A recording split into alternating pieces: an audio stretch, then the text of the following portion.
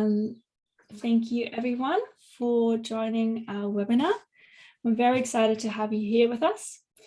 And I hope you're all doing okay during this lock time that we're in at the moment, all of us, and that you're utilizing the time to work on your business. Xyield has helped over 15,000 businesses digitally transform during the last 20 years, and we have used this experience to develop a digital transformation pathway to success.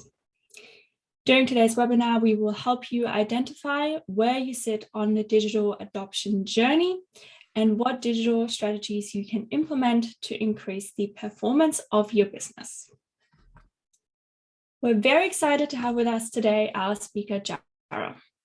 Jara is one of our agency directors, and he has spent a lot of time working on the digital transformation pathway model to help businesses identify how they can scale their company. Today's webinar is full of useful tips and tricks that you can utilize and action within your business right away. So before we jump into the webinar, just some quick housekeeping rules about the meeting. So first of all, if you're having issues hearing me right now, you might need to adjust your audio settings on the bottom left corner here. If you would like to ask a question at any time, there are 3 ways to do so. So you could ask a question via chat, which is only going to Jara and myself. You could also raise a hand to speak up during the webinar if you'd like to do so, or you could submit a question via the Q&A button down here. Like I said, feel free to ask questions at any time and we will answer them by the end of the webinar or throughout, depending on what the question is. So if you have missed something within the webinar or something that you didn't write down when you wanted to, don't worry, all of our webinars are as recorded sessions on our webinar page on our website. And you will also be sent a recording by email tomorrow as well. So without further ado, I'm going to pass over to our host and presenter, Jara. Oh, Atamaria, good morning, everybody, and thanks for the lovely introduction there, Hannah. So yes, today we're talking about the 4 digital transformation stages and how you can use them in your business to scale. But before we get started, yeah, just hope everyone is safe and well. It's a bit of a stressful time at the moment, being in lockdown once again. Thankfully, this time we kind of know what to expect. That things do bounce back very quickly, and hopefully some of the tips and tricks that we give you today will help you prepare for that post-lockdown business environment, so that you can grow and take advantage of the opportunities there as things start to open up and rebuild your revenues nice and quickly.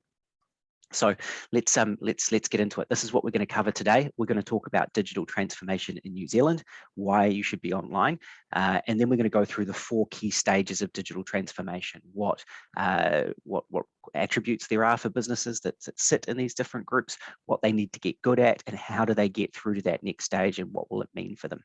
And a little bit of information about adaptability in business digital transformation as well.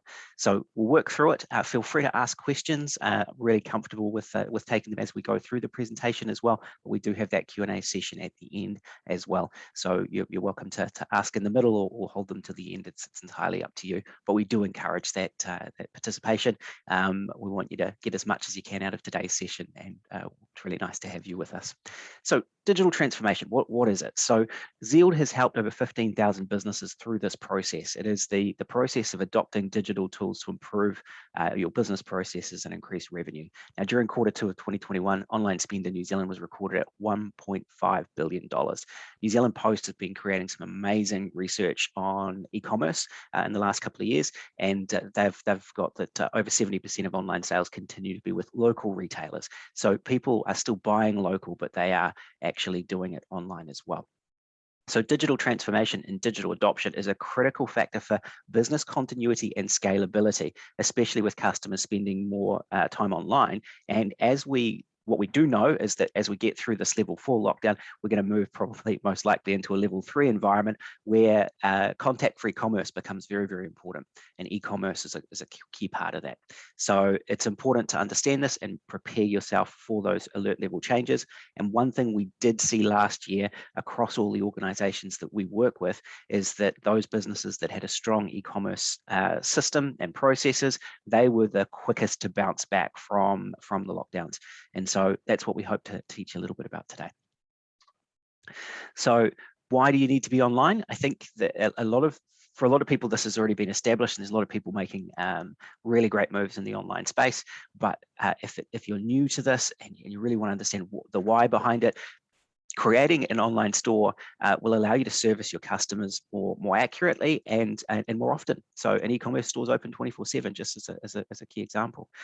You can also use lots of various platforms online, such as social, email, for building your community and improving your customers' experience with your brand. And these things are critical, right? So they create more opportunity for you to sell. It also increases your business intelligence. That's one of the things that I enjoy most about digital marketing and websites and digital tools in general, is that you can gather a huge amount of data and gain real insights into how people are interacting with your business and what sales cycles they're going through. And those insights allow you to create strategies that can be really, really beneficial for your business. And so data is a big part of the online space. And I touched on this just before, business resilience. So those businesses that have a really strong e-commerce or just digital focus are able to be more resilient to changes in business operating conditions. And we've seen that over the last year, and we're kind of going through it a bit at the moment now. We've got travel restrictions in place, and so businesses that can switch their operation to more of an online focus, they do very well in these times. In fact, during the last lockdown, I actually had some of my key clients that were considered an essential e-commerce service get in touch with me a couple of weeks in and just say, hey, look, can you make it stop? They literally needed to shut down their entire e-commerce system because the number of orders they were getting was just too much, and they needed like a week to catch up. So it just goes to show that there are still opportunities out there, and being digital helps you take advantage of them. So this is the digital transformation model that we at Zealed have created. This is based on working with a large number of businesses, really understanding the dynamics behind what works online, what doesn't, and what are the key characteristics of those businesses that have done incredibly well. What pathway have they gone through, and how did they get there? And essentially, this is giving you a roadmap to be able to follow those people that have done really well and do well yourself. The important thing to note here is that as you go through the stages of digital sophistication, and we've named them the foundational piece, the intermediate stage, advanced, and mastery, as you increase sophistication with your digital adoption of tools, what happens here is that your return on investment actually dips at a certain point. So when you get to the intermediate stage, and we'll touch on this in a lot of detail later on, your return on investment actually decreases as you go through this process. And that is because you end up managing disparate digital systems. So you've got isolated silos of systems that actually create more work rather than actually improve things. So that creating more work is where people start to get less of a return on investment. They can get quite bogged down in this stage. So one of the things that we really want to talk about a lot today is how do you get through that stage and into advanced, where you start to really get a solid return from your investment on digital tools. So we've got the basics piece, which is where you just want to get started. Then we've got that intermediate stage where you've adopted some tools, but they're not really working together, and you can often have a lot of additional effort and time required to manage them. Then once you get to advanced, you're looking at least some basic level of integration and automation, and these things will allow you to start having systems work for you rather than having to work for them. And then at mastery, you're really leveraging integration and automation to the level where you can just scale incredibly well and be very flexible with how you respond to the data that you collect. So let's dive into each of those stages. I think I see a couple of comments there on the chat. Someone saying they can't hear. Oh no, I think it looks like they've got it. Yeah, cool. Just wanted to check they hadn't missed anything there when I saw some things on chat. So we'll move through it. So where are you at in your digital transformation journey? We're going to talk about the characteristics of each of these stages. So the foundations, intermediate, advanced, and mastery. And hopefully you can almost self-diagnose a little bit where you sit in that transformation pathway. So the foundations, right? So this is where you often have minimal to no online presence, but you really should have at least a couple of things working well for you. And some businesses can actually succeed quite well just with the foundational pieces of online, but it does make them less resilient to the changes that we see happening at the moment, right? So the foundational pieces, these are businesses that are startups. Maybe they've older businesses that have traditionally done very, very well and haven't needed a digital presence, so they haven't taken the time to adopt them. We also see some businesses in this foundational place where they've invested in getting a lot of digital systems, but really got stuck at that intermediate stage. They've found that they haven't been able to get a return on investment from their activity, and they've actually pulled back into this stage. So at this stage, you've got a GMB, which stands for a Google My Business listing. You may have some social pages. You'll definitely be using online banking, invoicing, maybe some simple payment systems. You'll have email systems, a smartphone, and you'll be looking at, you'll have maybe a basic website. And if you don't, that's one of the first things you really need to get to create an online presence. So businesses at this stage aren't really utilizing digital tools to their fullest potential, and they tend to be, as I said, a little bit more vulnerable to changes. If your business is at this stage, it's critical that you move beyond the basics and explore new tools and devise a strategy to get people working get people towards your business. So where to start, right? So you really need at least a simple social strategy so that you've got a presence online. What we're looking at here at the foundational piece is if people are looking for you, can they find you online? And so we want to get these basic kind of properties set up online so that people can find you. So you want to get like some social pages and have a bit of a strategy to maintain them, maybe a couple of posts, and make sure that if people are asking you questions in that environment, they're posting questions and asking you them to your social pages, you are answering them. All right. And you also want to have a Google My Business listing. This is one of the most powerful free tools that there is available out there.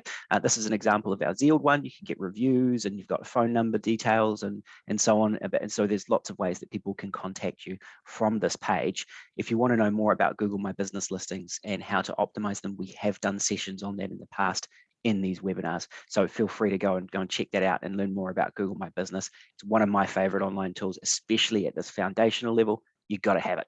And then you want to be building a website, right? So you want to get something that's going to be benefiting your sales process. So that could be a lead generation website or an e-commerce website, but ultimately it's something there that's a bit more developed than some of the social pages and the Google My Business. It allows you to tell more of a story and really articulate the benefits of working with you, and also your products and services and why people should buy them. If you do need to get started with a website and you want to get out, like move from this foundational piece into the intermediate stage, then we do have options at Zealed for free e-commerce sites. You can do that through our GEM initiative. Just go to zealed.com for more details. I'm not going to spend too long today, but it is a really critical thing to get right so that you can move along this pathway into the intermediate stage.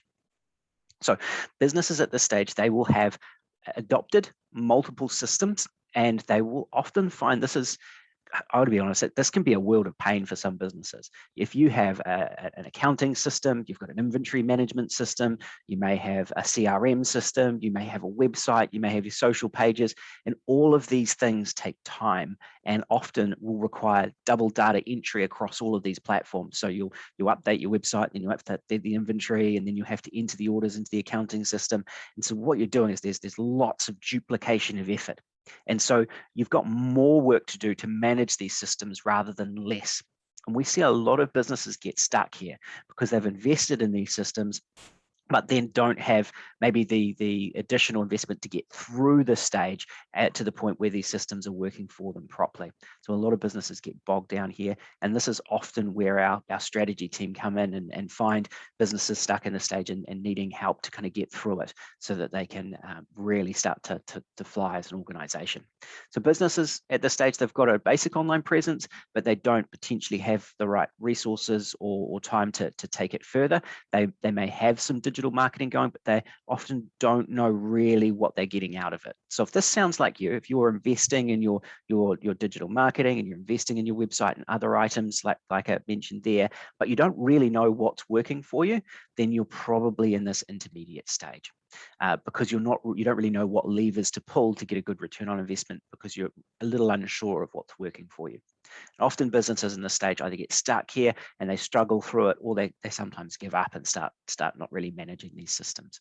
So at this point, you want, depending on your business type and the process that you have, whether you're a retailer or e-commerce, or you provide services, you may have an order fulfillment process. You may be listing on digital marketplaces like TradeMe. You may have a dispatch management system. You'll have some basic digital marketing, but without a lot of tracking and understanding of what works. You may have scheduling, messaging systems, some online payment processing. You'll definitely have an accounting system, depending on your business type, inventory and e-commerce, and may even have a point of sale as well. But as I said, a lot of these not really working together and helping you. So as I said, very difficult to get a return on investment at this stage because the systems are not working together and you don't necessarily have an understanding of what's working.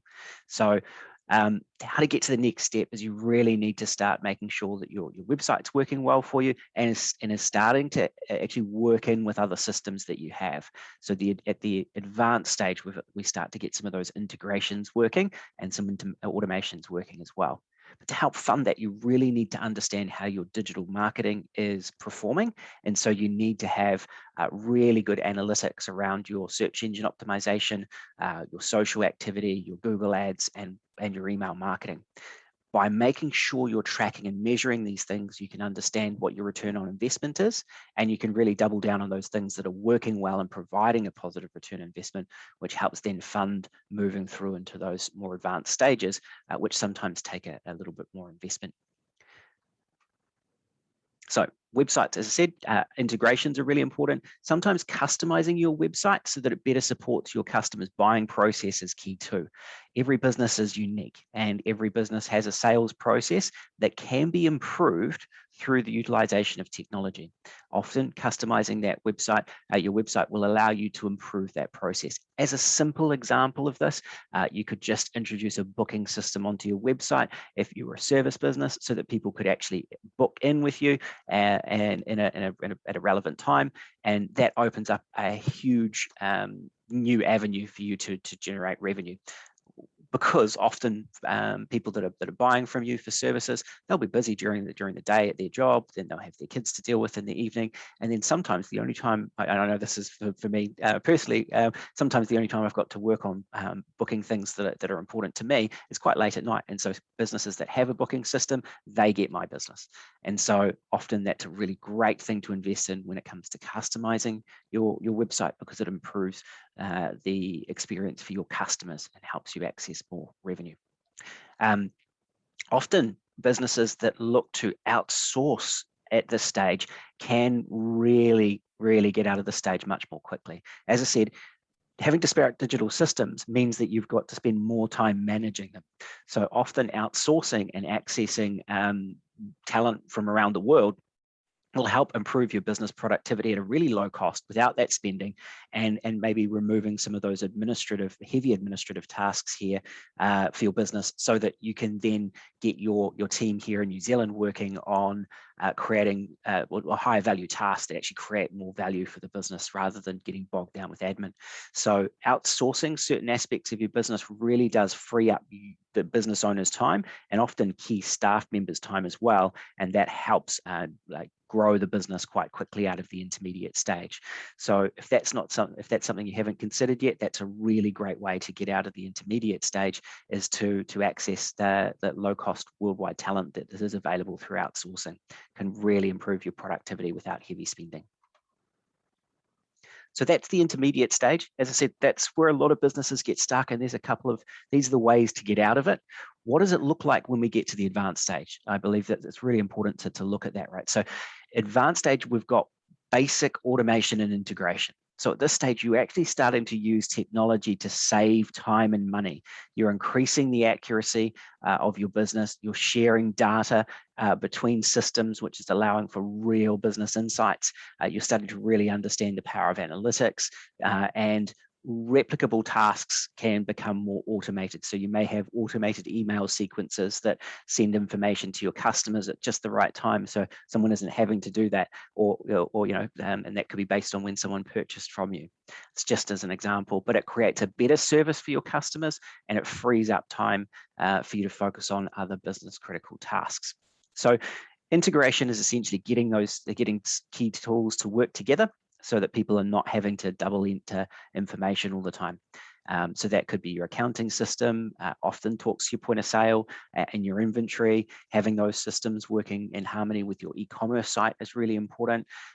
You'll definitely be wanting to look at Google Analytics along with Google Tag Manager and Facebook Pixel.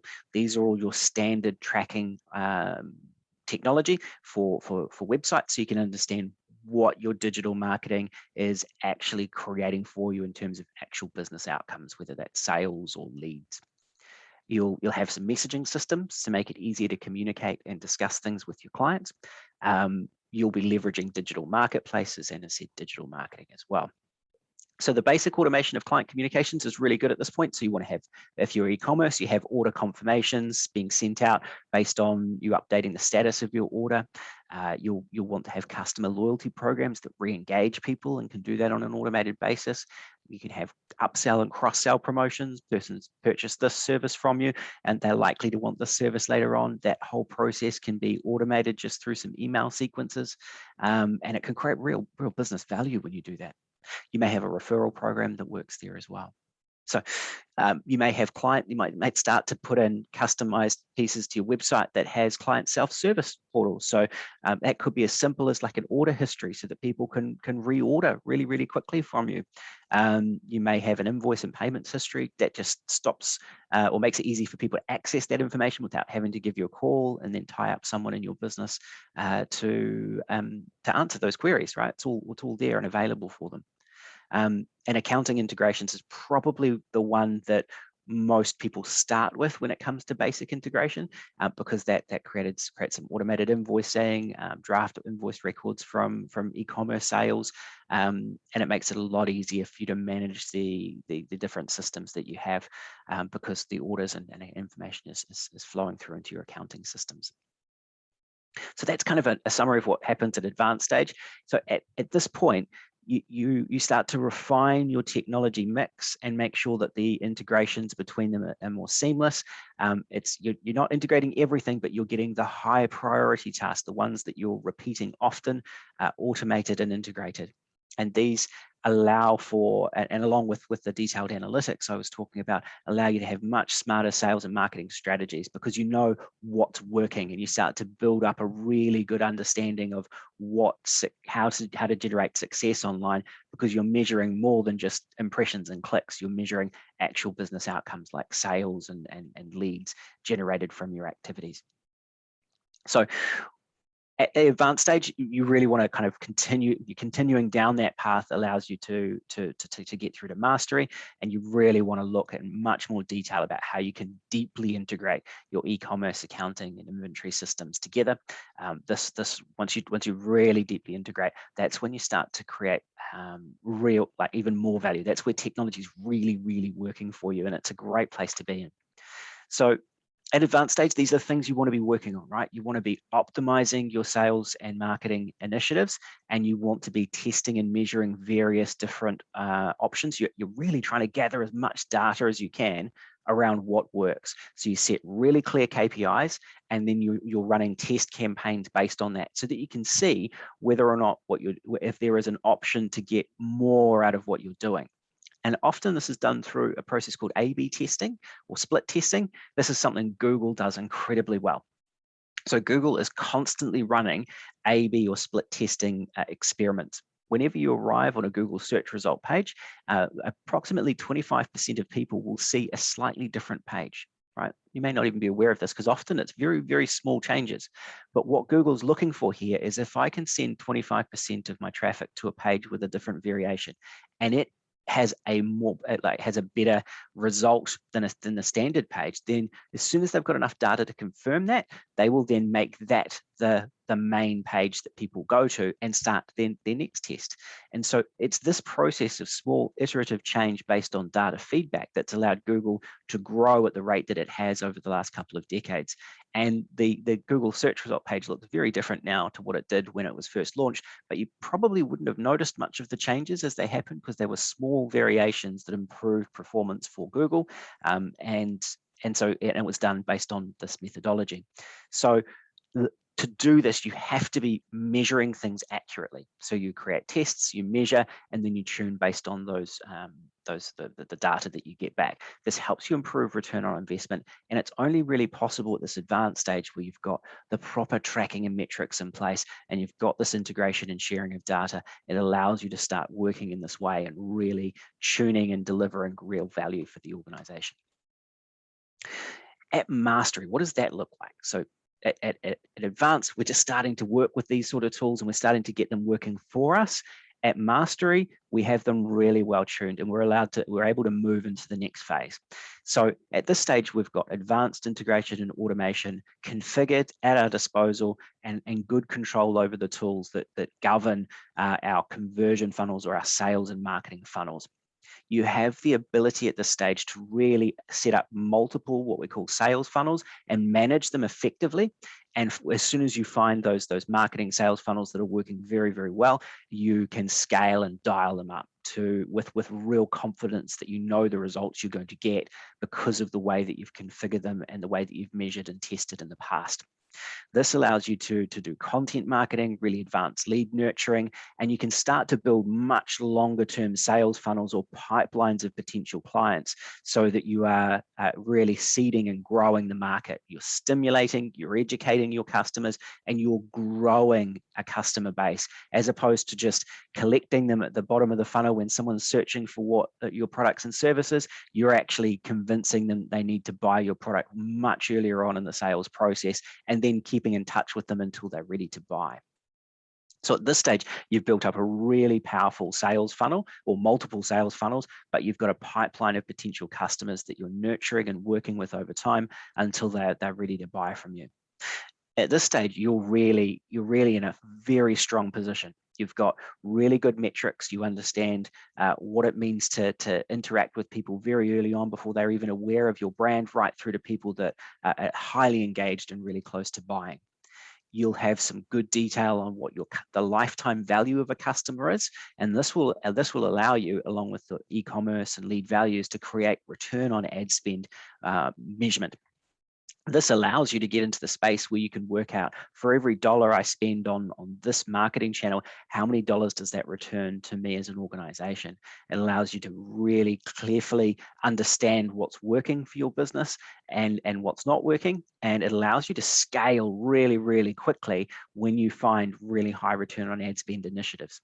Right, so you're working, you're using data really, really effectively. As an example, you may be integrating your data from your CRM system based on converted leads and customer lifetime value, integrating that data through back into your Google Ads platform, which will, in an automated way, influence your bidding.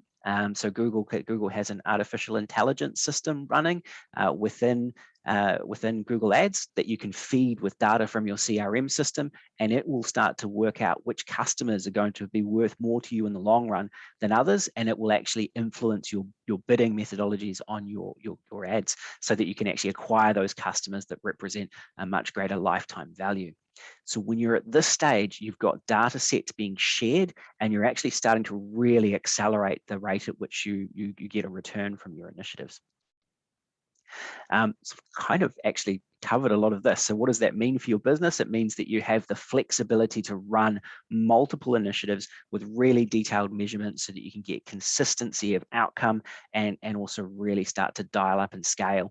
It'll mean that you can actually start to move into different territories and do so with confidence, and you'll essentially be getting a really good return on your investment in technology. This is the level that you really want to get to, right? It's difficult. It does take there's a process, as we've talked through today, but it's worth the effort to get there because it does create a really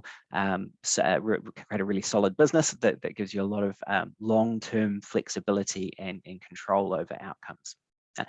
Often businesses at this stage, they may look at outsourcing too, just so we're clear. You may be able to source whole business functions offshore that enables you to improve profit margins and really scale and grow your business as well. So at the mastery level, you're running monthly SEO and advertising campaigns, and all of this is scaled to your market potential because you know the outcomes of what you're what you're doing. So you can use a blend of different traditional marketing and digital marketing techniques, and you'll still be able to get a really good understanding of whether or not you're getting that return. So maintaining those robust integrations is critical, and that data sharing and automation. You might want to look at automated chatbots as well that can actually start to have the kind of conversations you might have on a one-on-one basis now, you can have on a one-to-many basis through those sort of tools. You'll definitely be looking at content and developing content that helps educate people so that they know the benefits of buying from you, from your products and services, and those chatbots will really help you convert as well. So taking the next step on your digital journey, right? Hopefully, we've only got so much time on a session like this today. Hopefully that's given you some really good understanding of the different stages that the businesses go through, and what you need to get good at the stage that you're in at the moment. So it does sometimes require some quite massive changes within your organization and a bit of adaptability, because you need to often not just try and get technology to work for you, but often change the way that your business operates so that it can really leverage that technology properly. And so, but adapting and changing like that is far better than staying still and getting left behind, because we are seeing those businesses that have adopted these sort of techniques accelerating far more quickly than other businesses. And so it is kind of our mission here at Zeal to help as many businesses as possible take advantage of the digital economy and get connected. We want to see New Zealand as one of the most connected countries in the world. And so that's part of why we do these webinars and why we create these sort of models to help people. If you are interested in understanding more about this process, we can connect you with one of our digital strategists who are experts in understanding where a business is at right now and what they can adopt to take the step towards the next level. And so if you're interested in that, then we do have the ability to connect you with one of our strategists if you wish. Yeah, that's the session for today. I'm open to questions, really keen to hear thoughts and feedback and help clarify anything if I can. Awesome. That was such great information. Thank you, Tara. I have a question to start it off with until we get some more coming through. So what is one thing that a business in the intermediate stage can do to transition forward, or something that's really effective that they can do? Yeah, so that's probably getting right to the crux of this discussion today, is really that intermediate stage is the one where a lot of businesses find themselves get stuck. Now, every business is different, so it's kind of quite hard to go like, this is the one thing that's going to work for you. But there's a range of things that you probably should be looking at and deciding on what's the right one for your business. And so that would be either getting some integration between core systems, because you find that you're really getting stuck working on them yourselves, or looking at outsourcing essentially some of those admin functions so that you don't have resource tied up entering data into multiple systems. So that latter one often is a better place to start for most businesses, because you can, by getting that low cost offshore resource to manage that sort of administrative task, you get a really good understanding of how much work is involved there, and from there you can maybe integrate later on. But what that does is that frees up resource within your business to be able to focus on much higher value tasks, like running more sales initiatives, improving business processes to improve customer satisfaction and helping grow or increase customer retention. So looking at what you're doing is essentially freeing up resource to focus on those tasks. So that it's about resource allocation at that stage. So yeah, it's not a specific one thing, but that's really what you've got to try and look at that intermediate stage to get through to advanced. Yeah, and I think outsourcing is something that might seem like a daunting task initially, but it's actually such a great thing for businesses to do, to be able to focus on the really important things in order to move forward within their digital journey. So yeah, absolutely agree. We have some questions coming in. Cool. I was going to say, it's really common too, like it's way more common than most people realize. Yeah. So we have a question. Can you outline Tag Manager and Pixel? Okay, so Tag Manager is one of Google's tracking tools. It works in conjunction with Google Analytics, and it allows you to measure interactions with elements on your website. So let's say someone arrives on your website and they're on a mobile phone and they click on a phone number and they go through their dialer and they phone you, right? If you're just running standard analytics, you can't really measure that. With Tag Manager, you can track that interaction or that button click and set it up as a goal within analytics. So Tag Manager essentially allows you to track outcomes on your website or business critical or important activities on the website. So that's what that's used for. And Facebook Pixel is as Facebook's version of analytics, and it allows you to track and measure more accurately the impact of your social activities. So it measures what happens and who interacts with your content on Facebook, and then what they do once they get through to your website. And those are really critical things to understand, because it allows you to track outcomes. And at the end of the day, just getting people through to your website or viewing content that you produce is all well and good, but it's not a business outcome. The business outcome should be someone giving you a call, filling out a form, buying something online, signing up for your newsletter database. These are all business things that have value to an organization. And so Pixel and Tag Manager allow you to track that. Absolutely. And just in general, understanding where your traffic is coming from is such a valuable insight and can really help you make changes where necessary to improve your processes. So yeah. Great question, thank you. And then Robin asks, Facebook ads versus Google ads, which is the best for small business? Robin, if you'd like to maybe also comment in what stage within the digital transformation journey your business is in, just for a little bit more insight. But yeah, Facebook ads versus Google ads for small business. Hi, Robin. I think if that's for Robin Parker, I think it is. Then hello. Yeah. And yes. So look, really good question. So there's a simple decision making process you can go through to determine if Google ads or Facebook ads are right for you. So if your customers are generally aware of your products and services, right, they will be searching for what your products and services are, and so therefore Google ads is generally a better option. So if your product is known and there is a captive market for that product, then you want to be directing them through to you with Google ads. Now, if people are not aware of your business, your brands, your products, or they don't even really know about what your product is, then you want to be looking at something like Facebook ads. And there's a range of different kind of ads that you can run that are called display ads, either on Facebook or other platforms, but they're designed to stimulate the market. They're designed to reach new people that aren't aware of your products and services and educate them a little bit and get them into a buying process. So your decision around whether or not you use Google ads or Facebook as a small business is generally, do people know about my products and services or do they not? And that's generally how, in a simple way, that's generally how I look at it. Great, thank you. We have another question for a home service business with only 8 technicians. Would a static frame website suffice, or should we invest in a website with CMS like WordPress? Great question. So I think, for if you're going to be looking at a website, I think in all cases you should be looking at one that has a powerful and flexible content management system, or CMS.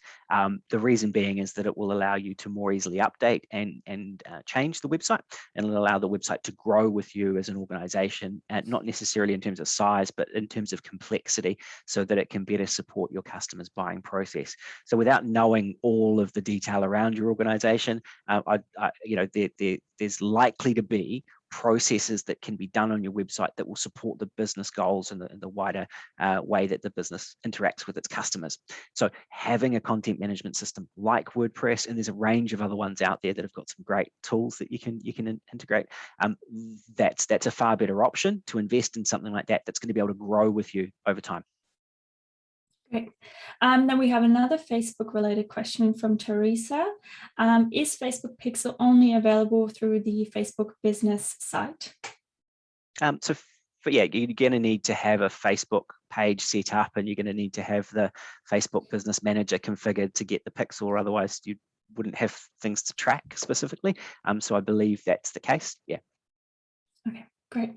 And then we have another question for a company with no previous internet marketing experience. Would you recommend starting with social media marketing, or so for example, Facebook, or would you recommend Google ads to be more effective?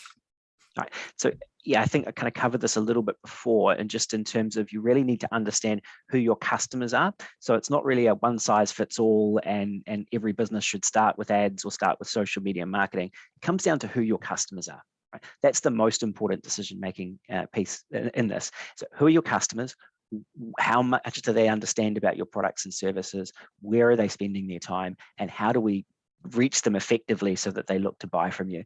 And so if you understand that buying process that your customers go through, then you can understand which tactic there you should be using.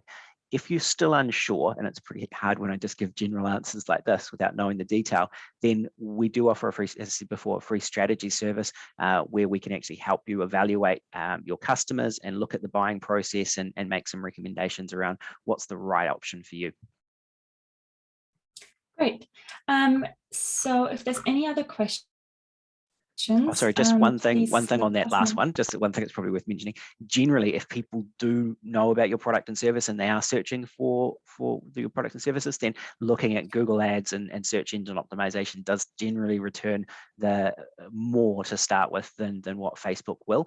And that's because people are actively searching for your products and services. And if you can get in front of them at that stage, they're closer to buying. And so they will, that's generally it's likely to get you a better return on investment. So if you do know that people are looking, so let's say you sell a widget. I think if we go back to Robin, if you sell sewing machines, people are looking for sewing machines. So if you can get in front of people looking for sewing machines, you're likely to get a better return on investment than if you go into Facebook and try and convince them that they need to buy a sewing machine.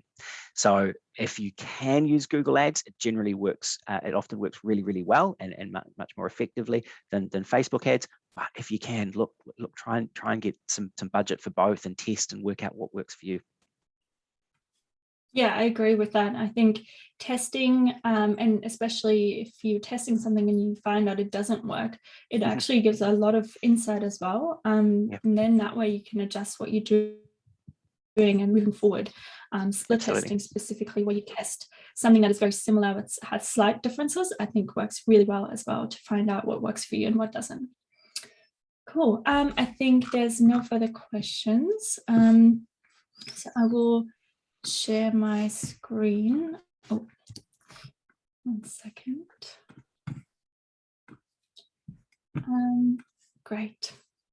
So just wanted to give you a quick overview of Zealed as a company and a bit more about what it is that we do. So as mentioned earlier, we have helped over 15,000 Kiwi businesses achieve digital transformation throughout 20 years of doing so.